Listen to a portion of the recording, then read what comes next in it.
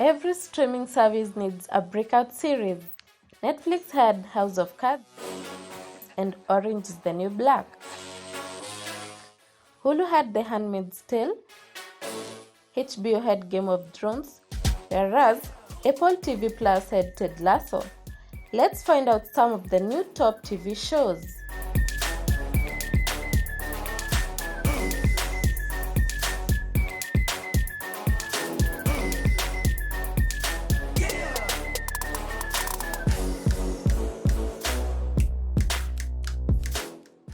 Yo, what's happening, people?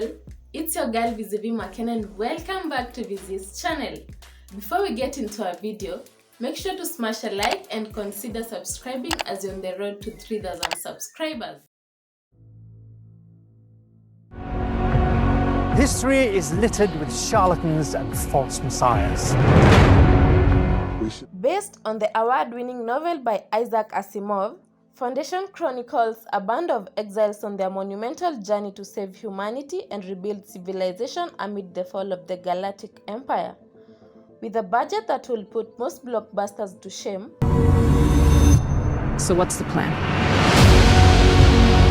Many years from now, Foundation may be the most lavish show on television, combining jaw-dropping production design with stunning location shoots in Iceland, Berlin and the Canary Islands that give the disparate worlds a tactile realism green screen alone would not provide. But while it delivers in both scope and spectacle, Foundation is not for the faint-hearted. This is a slice of rock-hard sci-fi that tickles the intellect with concepts both philosophical and profound, one that routinely hops back and forth through decades and sometimes centuries. Goya's vision for Foundation is an 8-series adaptation, and the prospect of an 80-hour, epoch-spanning yarn won't be to everyone's taste. But for those willing to take it on, Foundation's debut season is a breathtakingly bold undertaking that will dazzle just as much as it confounds, and lays its own foundation for what may prove the most ambitious television yet. the empire will fall. Order will vanish. This massive event. Within 5 minutes, Peacock's Dan Brown's The Lost Symbol does something fairly smart, something that will also immediately alienate much of the show's intended audience. With 10 episodes in total airing weekly on the streaming service, the mystery thriller series stars Ashley Zuckerman, Valerie Curry, Sumali Montano and Rick Gonzalez. Each episode runs for approximately 45 minutes. The Lost Symbol is a prequel to Dan Brown's The Da Vinci Code series as we follow Professor Robert Langdon at Harvard University. He must solve a series of puzzles and mysteries to rescue his kidnapped mentor, leading to plenty of conspiracy theories along the way. Catherine, something's happened. It's your dad. He's been taken. I don't know exactly what's going on. This shows a lot better than I thought it would be. It has a national treasure meets the librarian's feel which could pull in a new audience, separate from fans of Dan Brown's works. That being said, it needs to keep up the pacing and throw in plenty of curveballs along the way to keep things from becoming stale. I'm in for now and excited to see what happens next. Keen should be the breakout series for AMC Plus, and it's all thanks to the superb writing, acting and directing.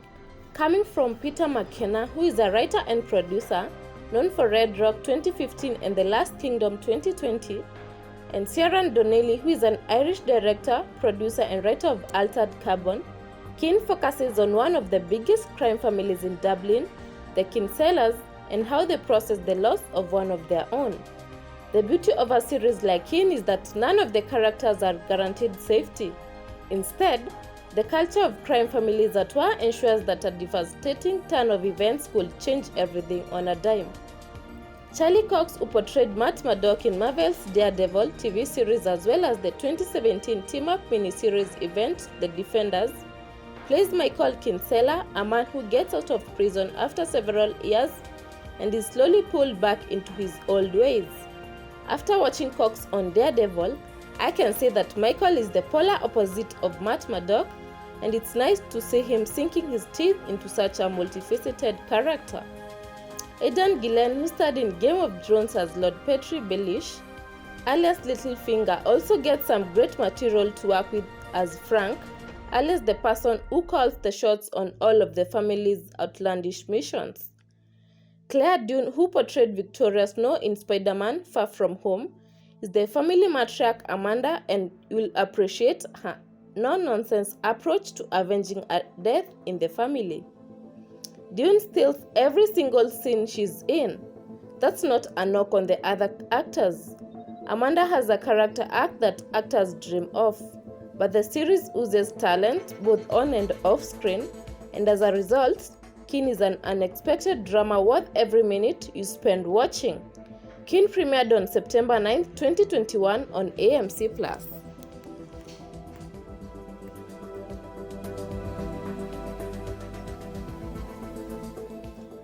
After 5 weeks, we've gotten to know the characters of Brea.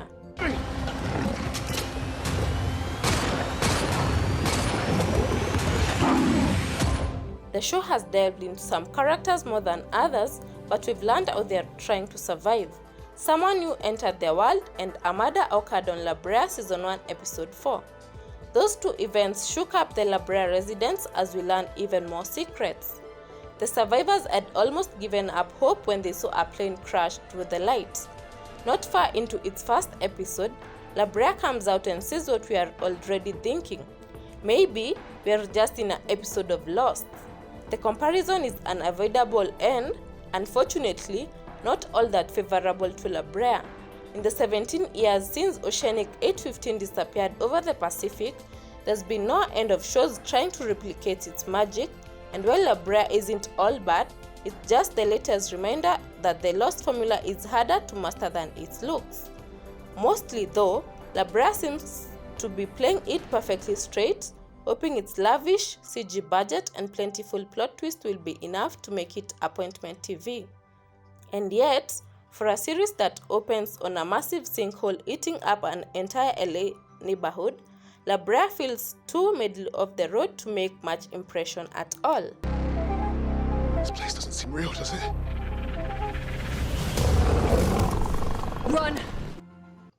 I hope you've enjoyed the review, and feel free to give us your thoughts on the comment section below. See you on our next video.